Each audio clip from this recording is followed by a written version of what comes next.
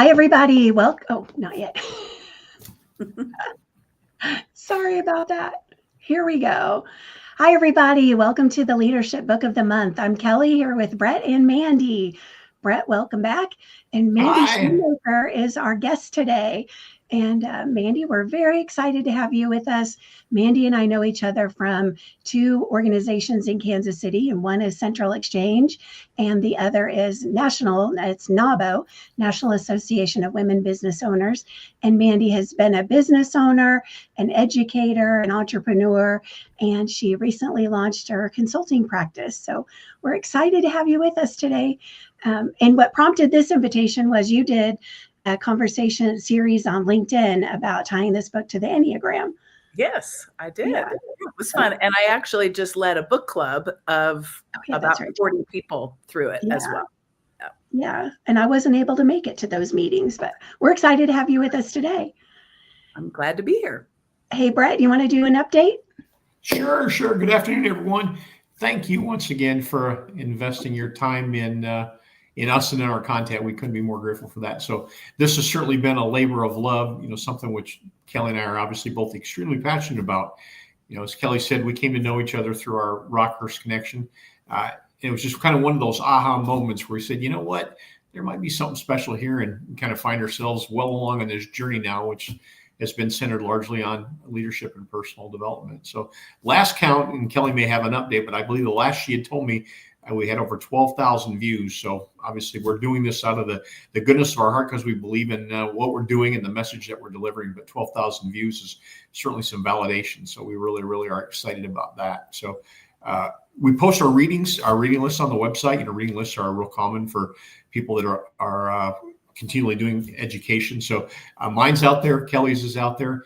And our 2025 schedule is set all the way through the year, and then we'll be leaning into 2026. The reason I bring that up, we're always looking for more titles, right? We're always looking for more content. So you can hit us on the 𝗵𝗺.voyage.CG website. You can send us through LinkedIn. You can hit us on this, but we're always looking for additional content. TED Talk 101 kind of established credibility.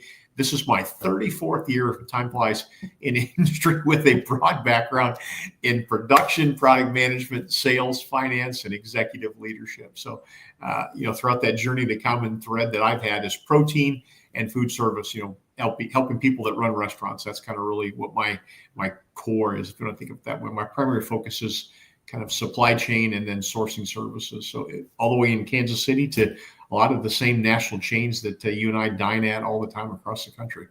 So early in our journey, Kelly and I kind of established a criteria for the authors that we would cover. And we looked at each other and we said, well, what's the criteria? We have to make something up. And we both were pretty passionate that we didn't want people whose career had been entirely in academia. We wanted folks that had actually been there, done that, if you want to use a cliche. And I'm certainly in that camp. I made a reference to Pastor Adam, senior pastor at Church of the Resurrection. He shares in his story about where he started and where he came from, and then obviously where he's at today. My story is very similar. I came from a broken home, divorced parents, didn't have two nickels to rub together, and really, here I am today, COO, vice president, executive, MBA. Really, really a great story. I had to do it through the National Guard, GI Bill, all those kind of things. But if you can imagine starting at the very bottom, I don't know that you could find any more bottom than working second shift in a packing plant on a Saturday night. But my point, and this is why I make this statement, if I can do it, you can do it, right? Don't ever think that you can't do it, because you certainly can. My latest endeavor, we talked about this in the last couple of calls, is I volunteered as a SCORE volunteer. SCORE is the Service Corps of Retired Executives. I'm obviously not retired, but as I stated, so many people invested in me early in my journey, and I just felt obligated to do something back for and kind of in respect or whatever you want to think of it as a tribute to those folks that invested in me. So currently mentoring two young gentlemen, great stories. They're early on in their journey, early on in their career, and we're putting it all together. So very, very excited to kind of see where they go and where they take it. But you can put the link to SCORE in the comments here if you want, or on LinkedIn and YouTube when it's posted if you want to share that. Yeah. Yep. www.score.org is the website. Yep. Yeah. Great. Say it again. www.score.org is the website. Yeah. And there's all kinds of free resources. You Yeah. you can Fantastic. submit your name to be a mentee. You can do all kinds. If you're so inclined, you can submit your name to be a mentor. But fantastic organization, funded and kind of directed by the Small Business Administration. Yeah. Very, very Fantastic. professional, very well done. So yeah, I've worked with Kelly, them over the course of my entrepreneur journey as well. And Mandy, have you done some things with them too? I haven't done anything with SCORE. Oh, So yeah, maybe I'll check. Yeah, we did an I event here 2 weeks done- ago at the Kaufman Center, and it was just simply networking. And, Mhm. and you know, for those of you guys like you and me, right? Networking and small talk is just something that's table stakes, right? But literally an hour and a half of the engagement, it was a 2-hour engagement, was on actually role playing small talk.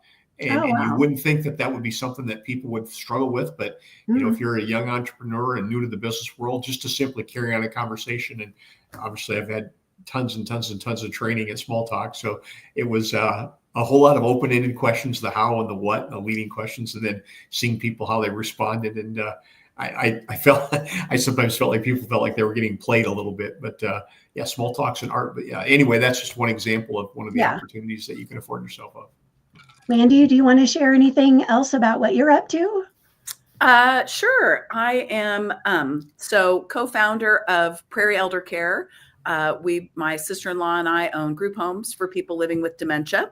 And prior to that, I was an elementary school teacher and elementary school principal, and have a little bit more flexibility in my schedule now. So this past fall, launched my new company, My Purpose-Built Life, and I am doing personal development coaching and leadership coaching, small business consulting, and I'm also an Enneagram practitioner. So it's been a great time of learning for me, and getting to know new clients as I've started with coaching, and I'm having a great time. Yay. We're so glad that you could come. Hey, Mandy, I'm sure I'm not alone. What's an Enneagram? I'd love to know. Enneagram is it's a personality typing system, been around for really hundreds of years. And so lots of different kind of schools of thought in Enneagram, but basically 9 different types. There's great assessments out there, and I'd be happy to tell you more about it. And you could put a link if you want to your website or to the Enneagram in the comments, and in the comments when it goes live as well. It's live now, but in the LinkedIn comments if it doesn't show up. So I do want to do an update this month that my book, The Basics of Gen AI, is kind of like a workbook, and it is on Amazon. So you're welcome to grab that, and I'll do a different type of a book conversation about it one of these days. But I'm really, really excited for it to help people understand Gen AI and the risks, and some techniques or strategies to mitigate the risks. So that's the bulk of that. And it's instruction and bullets, and really easy to go through. There's more than 100 prompts in there to make how you talk to the tool effective and useful. So check it out. It's The Basics of Gen AI, and it is on Amazon. All right, we've been talking long enough, so let's dive into this month's book. We could keep going on about our own updates. This month's book is The Let Them Theory, and it is by Mel Robbins. It came out in the fall of last year, I think October. And the reason I was attracted to it, it actually didn't come out till December 24th. Oh, okay. When it was released. Oh, so very good. Thank you. Her initial podcast where she kind of proposed the whole Let Them theory was October of 2023. Oh, so, okay. All right. Very good. Yeah. Thank you. I was attracted to the book because it ties in with My Fulfilling Life product and all that I have used. So it ties very close, or that I created. It ties in closely with that. Let me tell you a little bit about the author, and then we will dive in to the book. So she is graduate undergrad of Dartmouth and a law degree from Boston College Law School. But she's really made her name in the last several years, and as a self-publishing maverick and entrepreneur. She has been at the forefront of disrupting the publishing industry, and her publishing company is called 143 Studios Inc. a female-led media company. They produce content, and they produce books, videos, courses, and professional development. And some of their clients have been Starbucks, Ulta, JP Chase, LinkedIn, Spotify, Headspace, and Audible. Sorry, I'm overcoming a bad cold and cough. So I think that's probably the longest I've talked in about 3 weeks all at one time. The book, you did great, Kelly. I got to tell you. Thank you. It's a New York Times bestseller, Amazon bestseller, and Audible bestseller. Excuse me.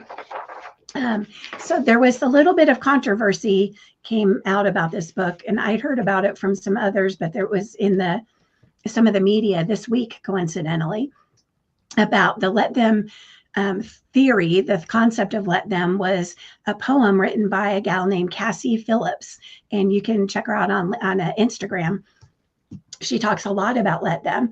And so the poem came out in 2022. And that's not mentioned in this book. And so there's been some views of where did Mel Robbins get the idea? And she does share in the book about where she got the idea. But I wanted to just address that controversy and see what your thoughts are. Mandy, you want to share? Sure. One of the things that I thought was interesting, there was an article about the 𝗕𝗢𝗄𝗍𝗄𝗎, I think that's her name. And that also, there have been people on Etsy that have sold Let Them, merchandise, their own designs that for years that say Let Them. And that Mel had even tried to trademark the words Let Them. And, what's the trademark organization, whatever it's called, said that it was too broad, that they're just words that are too commonly used in the English language. So I would say I do appreciate what Mel has done, and hope that, everybody's being honest. So yeah. Brett, do you have any thoughts on it? I read the article, and then I did a little bit of research, and even beyond or before that poem and before that author, there were references to Let Them that go way, way, way back. So, to think that this was groundbreaking or revolutionary, I would probably argue to the contrary in that regard. Yeah, I think we're on the same page. And Mandy and I had a couple minutes before, and I thought people made me aware of it when they saw the book promotion. And so I thought I do want to tell about the poem about 𝗕𝗢𝗄𝗍𝗄𝗎, and you can Google that, the Let Them by 𝗕𝗢𝗄𝗄𝗍. And but then I thought Mel Robbins' book still does take it further and provides additional perspective and strategies and ideas. So hopefully the two of them work out that controversy and figure out whatever they want to do about that. And we can dive into, I thought, just in the interest of time, that we could each share 3 things that we like about the book, and we'll just take turns. So Mandy is our guest. How about you go first? I would say the thing that I love most that Mel, that's really almost more the bulk of the book than actual Let Them, is the whole concept of let me. And I'm sorry. And can I just interrupt you for a quick second? I forgot I wanted to just share the basic concept of the Let Them theory. Oh, sure. Yeah. So just in one sentence, it's that Let Them emphasizes allowing others to be themselves without you having the burden of judgment or interference. And then the idea is that reduces your stress, and it can foster genuine connections because you're not interfering or interloping or intruding on other people. So it's the concept of let them be them. I kind of summarized it. Where's my note on that? I summarized it as how people talk about you is none of your business. Let them be them and you be you. And then the second half of the book is Let Me, and that focuses on taking responsibility for your life, for your own actions and decisions, and leading to more confidence and growth and all of that. So 2 theories are shared in this book, and lots of actions for each. So, okay, with that in mind, thank you so much. So go ahead, Wendy. So I would say just my favorite thing about the book is that let them is really what gives us a pause so that we can really consider how I want to respond as my best self, not just having a knee-jerk reaction, but that I can really, from a place of authenticity, I can respond in a way that's beneficial to the situation, not just oh, you pushed a button for me kind of thing. So I would say that's something that I really like as a thread throughout the entire book. Great. Brett, how about you? Yeah, I had two comments there. The first one, kind of the backstory of how the book came to be. I was out for dinner with some business associates, and you had that reputation as being a reader, so people are always coming up to me and suggesting books and authors and things that they've read, whether or not they've actually read them or not, but they think I should read them. Anyway, this one came up in conversation, and I immediately texted Kelly from dinner. It's a true story. And she texted back almost immediately, said it was just delivered to my house. And sometimes you kind of read those things as a sign. And then the following week I'm in church, and literally the pastor referenced the book, just a little 20-second blurb of the book. And I thought, I'm getting hit by this book in multiple directions. And I thought, you know what, this book is kind of meant to be. So I found that kind of interesting. But your question was with the likes, and I've got two here. I'll share the first one. She delves into this concept of adult friendships. And obviously I'm adult. I fit that description. And then I started to reflect on friendships. And what I found so interesting is she breaks it down into three things that really drive friendships. The first being proximity, or how close you are to that person physically, and then timing, right? How much time that you have to invest in them, and then the energy. And what I really reflected on as I read that section is how we go through life, and our friends often are centered around our children, if we have children, where our friends will become the parents of other children, and then our children or our kids, preteens or teens, join clubs and sports and things. And we naturally are moving. You think about it again, proximity, timing, and energy. We're moving with the same circle of adults. But in my case, my kids are now grown, and it's interesting how many of those friends really I don't have anymore. And you start, and same thing applies to your jobs, the people that you spend so much time with at your job. But and then I thought of folks that have lived in our neighborhood, and they've moved either for a job transition, or they moved to a different house, bigger, better, different, whatever the case would be. And when they moved, they were no longer our friends. And she made a comment in the book about a friend of hers that moved, I think, to Maine or Boston, where she lived, and she was all excited, but they didn't move to her neighborhood. They moved down the street.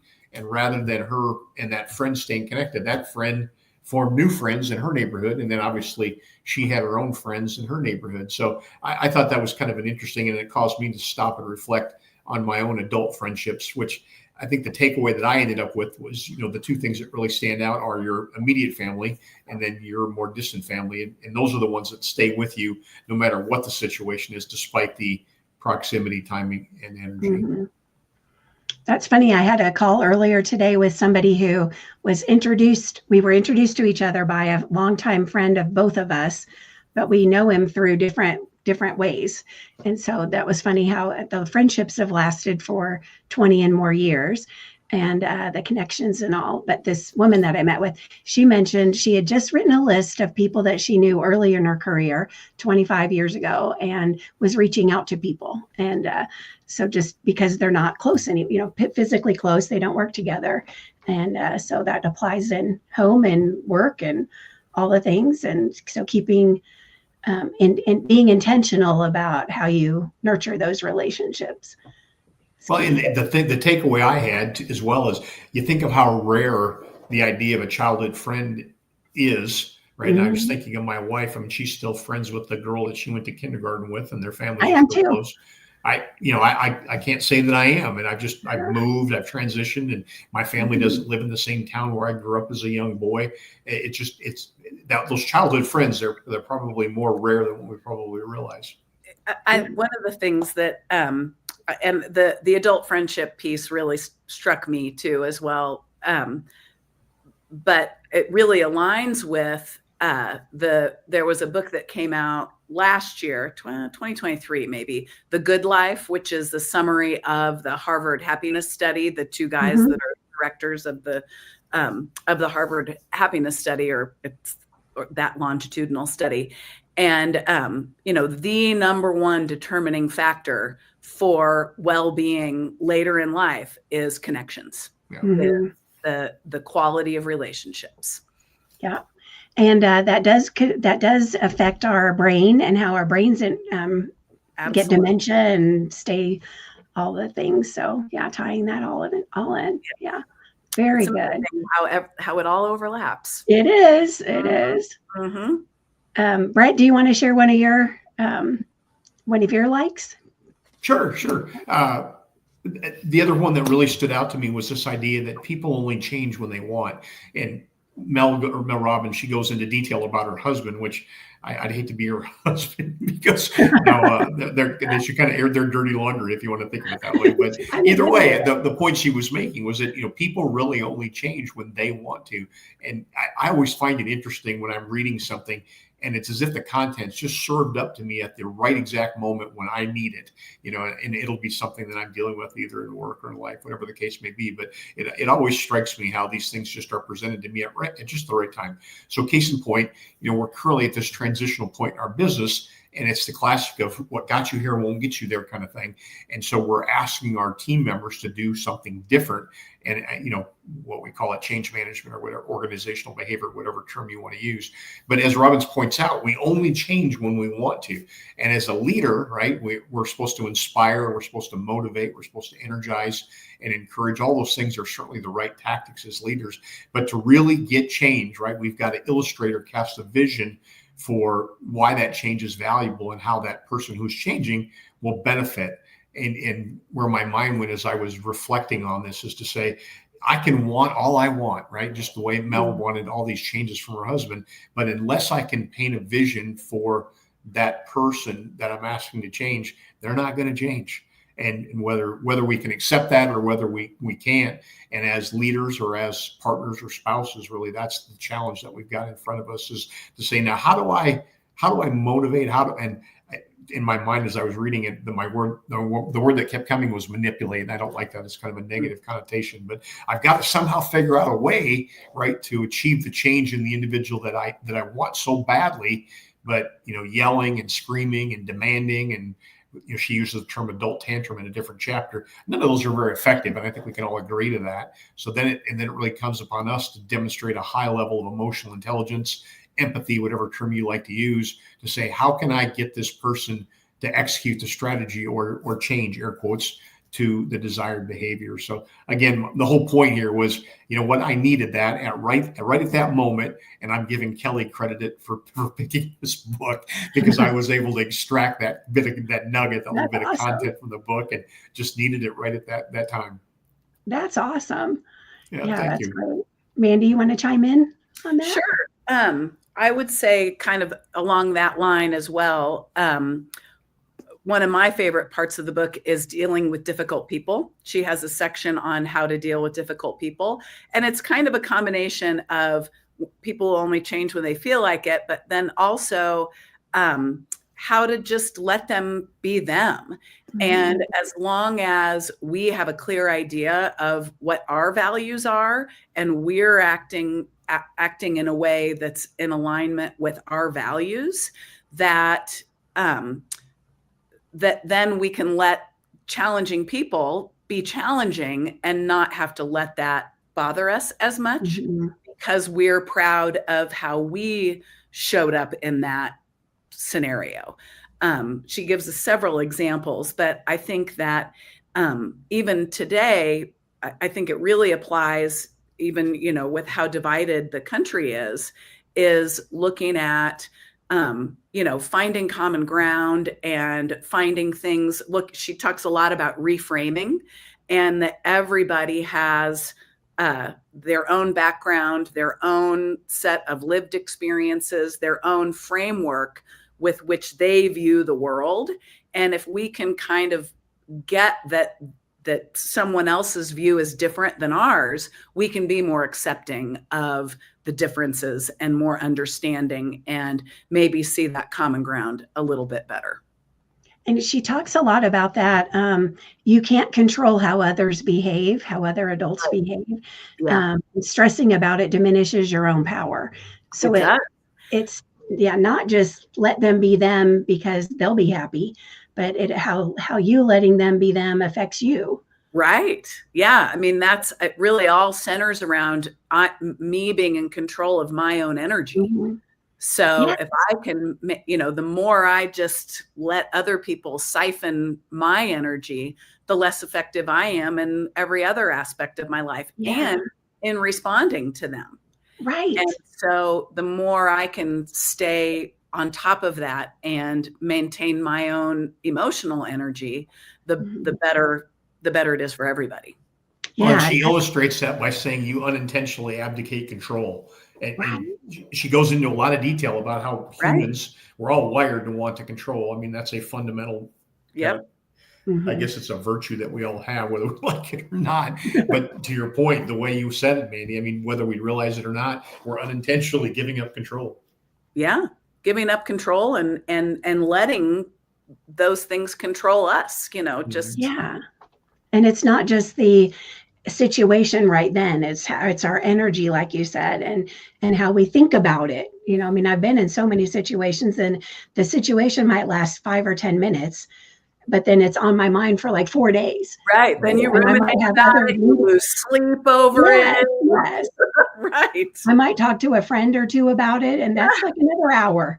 And you took their energy too. Yes. Yeah. And then you're the one bringing people down. Right. Nobody wants to be that person. Yeah. And if we can just leave it. Yeah. And let it be, then we're doing everybody a favor. So good. That ties into the one I want to share is no one is coming to rescue you. That's one of the early points in the book. You are responsible for your life, happiness, financials, job satisfaction. So stop blaming other people. Don't look at others to come and rescue you and fix it. So I thought that was good. And that might tie into also bringing other people down if you're complaining about things like that all the time. Yeah. Well, and like I said, I had led a book club through this. And so we actually talked about it for 2 months. So the format is that we read the book and talk about the book, and then we implement the strategies in the book. And both of those meetings, we had people who really talked a lot about how the let them theory is very close to a lot of AA, Al-Anon, 12-step type of programs, because you can only look within for those things. So just so good. Like we said before, it's all just so connected. Yeah, it really is. And thank you for reminding me about the conversation. So if you would like to leave a comment or ask a question or share one of your likes about the book or comments about it, feel free to post. We can see comments right now. And then we'll check after the broadcast is published. I'll check LinkedIn and YouTube once in a while too. But if you have anything right now, feel free to post. Let us know you're here. And if you have anything on your mind. Okay, Mandy, do you want to share another thing? We probably have time for one more from each of us. One more. Maybe. So I would say the ABC loop. I had that too. I'm looking in the book to see exactly where it is. 274. Oh, you had it marked too. I've written it too. Yeah. So the whole idea of the ABC loop is focusing on how you influence people to do, so the more we rescue and try to fix, the more people sink. And so we can only really, the main leverage that we have is our influence. And so the best way to do that is 214 has the whole thing filled in. 214. I did see it on 274 as well. It just doesn't have the A, B, and C words if you wanted those. Oh, okay. So so the first part is to apologize. So the whole scenario is, if I said, "Oh, Kelly, I'm really sorry if it seemed like I was hounding you on that. How do you feel about whatever scenario. So you ask open-ended questions, and then what's making you feel that way? Oh, tell me more about why you feel that way. So then you bring out as much as you can, and then you back off and observe their behavior, and then celebrate progress. So it's this continuous loop of having the conversation, asking for their input, rather than saying, I really think you should be doing this. You say, how are you feeling about this? How's it going? Mm-hmm. With my son and his job, I have a young adult son, who has a real job, and he's out there, and he has ups and downs, good days and bad days. And, so how did you feel about that? How did you handle it? Oh, wow. That's great. And so being a lot more curious, I think it's really about curiosity rather than knowing what needs to be done. And that's how we influence people. I mean, that's the best way to get people to jump on your bandwagon. Yeah. I think she makes the point too, related to that of, that we are not responsible for other people's emotions. Mm-hmm. So even your kid, right. And I thought about my nieces and nephews too. And they, the tiniest little thing they share goes wrong, I want to jump in and solve it and go kill people that are making them mad, or hurting their feelings, but they don't want that. That's not useful. That's not helpful. And it's energy draining for me.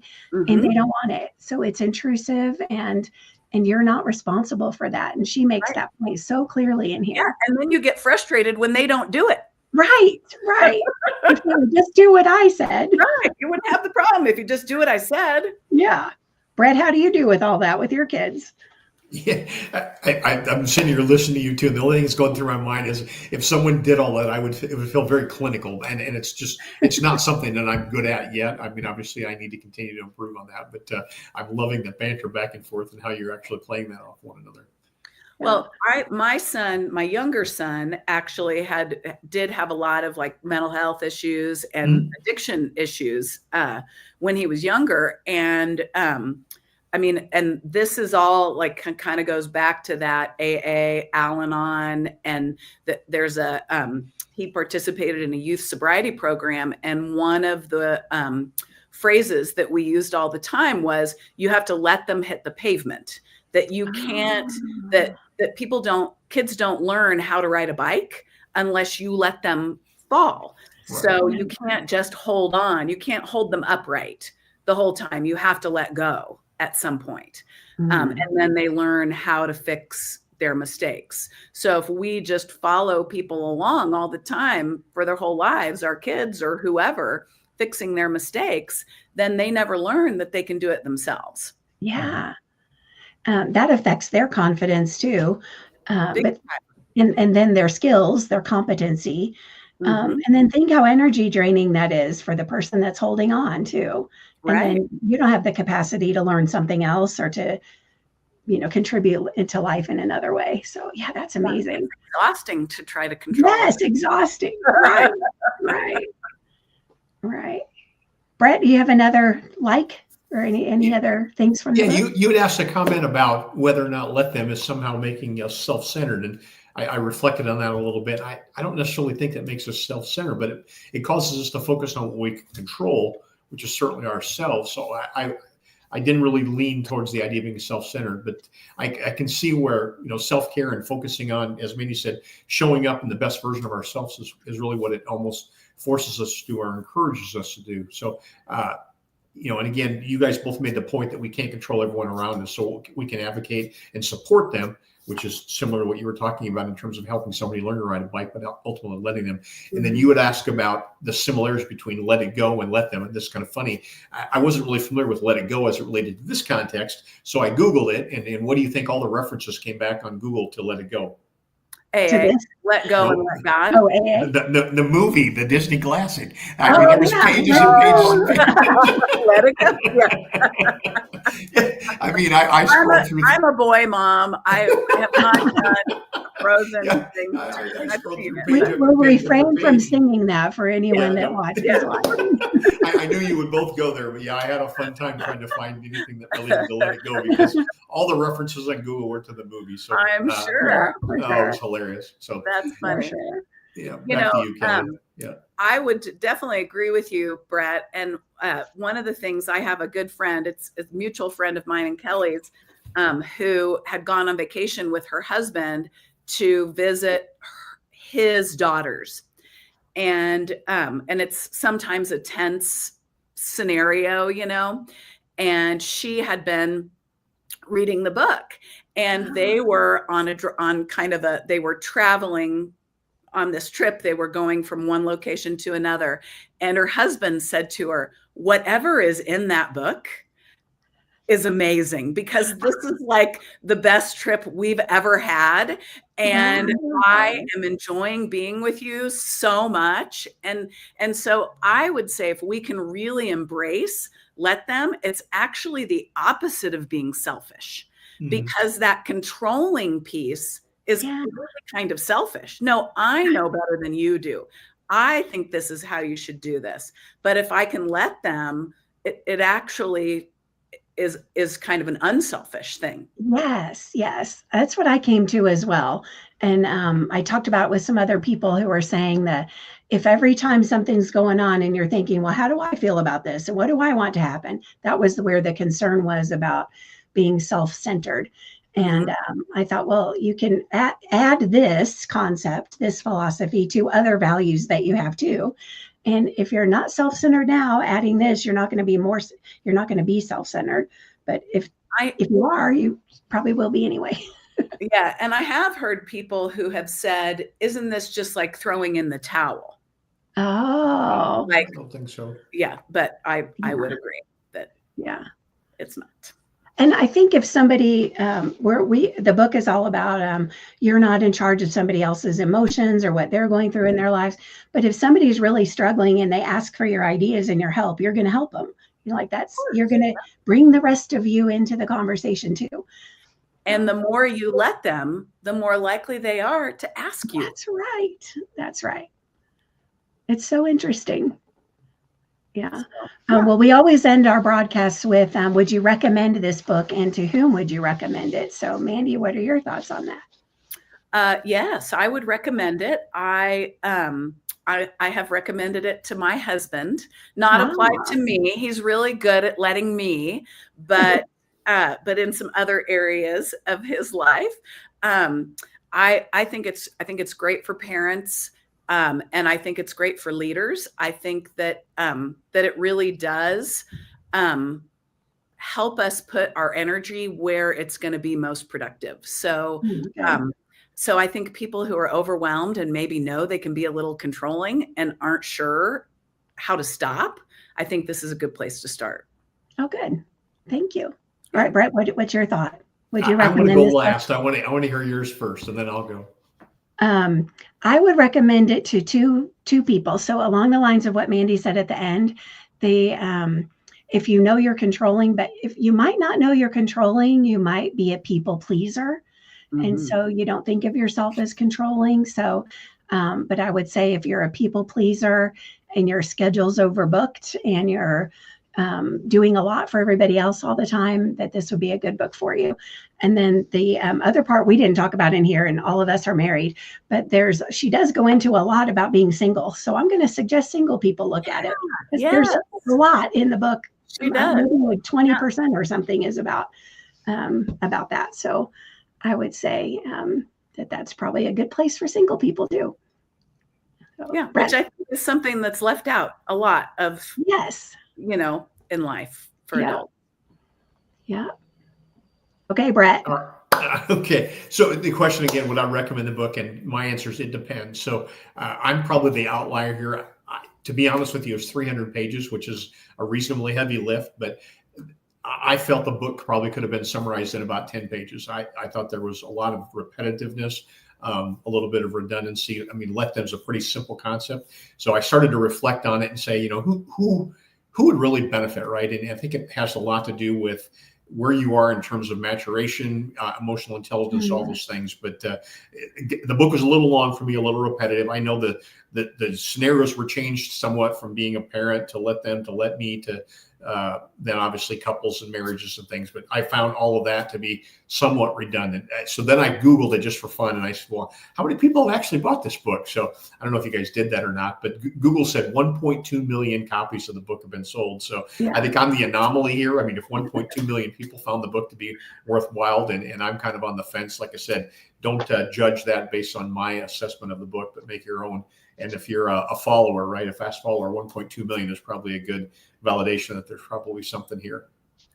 Yeah, good. Thanks. And we don't always agree. So that's, or we, all three of us had different takes on it. So yeah, that's great. Yeah, it's unusual, but yeah, we don't always agree, which is, and I kind of had that in the back of my mind as I was prepping on, I wonder what Kelly's going to think about this book. So, and I'm one of those guys that when I start a book, even if I don't care for it, I still go all the way to the end. There's that little brain thing, about finishing a project. So even if the book doesn't, hit every note for me, I'll still go all the way to the end.